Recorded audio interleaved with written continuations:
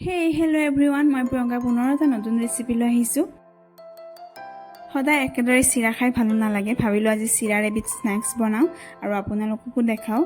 তেন্তে আহক ভিডিওটো আৰম্ভ কৰো। প্ৰথমতে চিৰাখিনি 2 মিনিট মান সময় তিয়াই ৰাখিব লাগিব।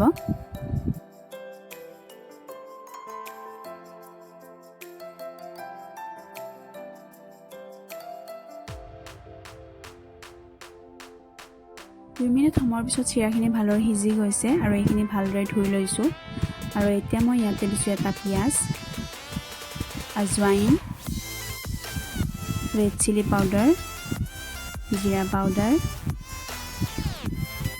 আৰু দিছো নহৰু আদাৰ অলপ পেষ্ট আৰু ইয়া পিজ্জা সিজনিং অলপ দি দিছো। জলকীয়া বেছিকৈ খাই যদি কেঁচা জলকীয়া কুটি দিব পাৰে। আৰু ইয়াতে মই দিছো বেসন, দিছো নৰসিংহৰ পাত আৰু ধনিয়াৰ পাত দিব পাৰে আছে যদি। এইখিনি ভালদৰে সানি ল'ব লাগিব।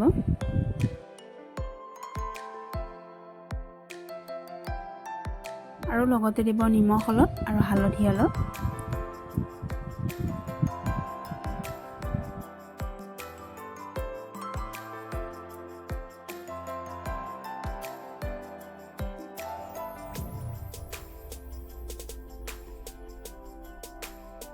এইখিনি ভালদৰে সানি লোৱাৰ পিছত এনেদৰে মোৰ নিচিনাকৈ যিকোনো শেপ দিব পাৰে।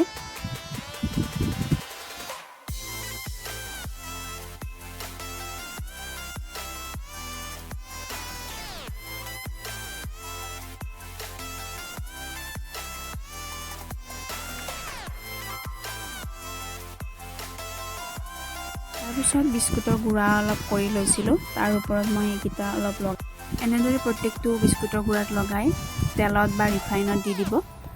যদি ৰিফাইন নাখায় তেলতে ভাজিব পাৰে, মই ৰিফাইনত ভাজি লৈছোঁ।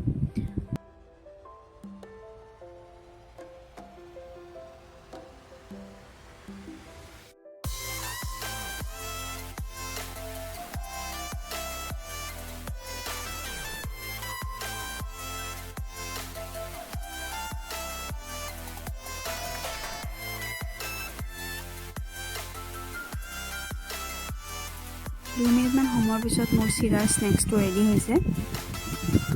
বহুত ক্ৰিস্পি হৈছে আৰু এয়া মই আপোনালোকক উলিয়াই দেখাইছোঁ। মই কেইটামান বেলেগ সাইজত বনাইছোঁ, বল টাইপত, আৰু তাত অকণমান ফুড কালাৰো দিছিলোঁ। আৰু এইখিনি মই চেজৱান চাটনি আৰু টমেটো চচৰ লগত সাৰ্ভ কৰিম।